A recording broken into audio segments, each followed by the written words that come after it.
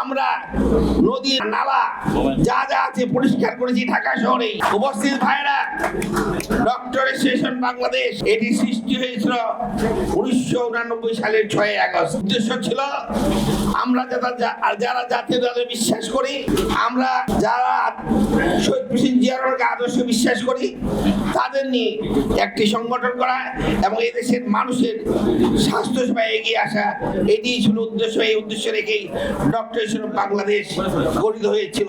তাই আজকে এই জাতির দুর্দিনে যখন শত শত শিশু মারা যাচ্ছেন এবং হাজার হাজার শিশু আক্রান্ত হচ্ছেন, ঠিক সেই মুহূর্তে আমরা ডক্টর অ্যাসোসিয়েশন বাংলাদেশ বসে থাকতে পারি না। অতীতও ছিলাম না।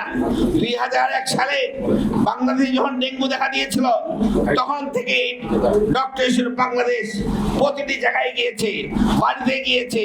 আমরা নদী নালা যা যা আছে পরিষ্কার করেছি ঢাকা শহরে।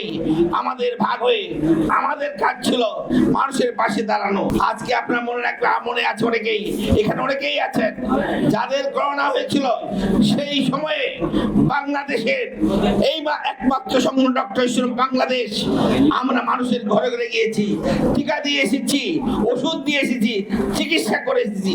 এবং আমি যখন করোনায় নিজে আক্রান্ত হই, আমার এমটিভির ভাইয়েরা আমাকে যে চিকিৎসা করে আসছে, একটি কারণ আমরা একটি আদর্শে বিশ্বাস করি।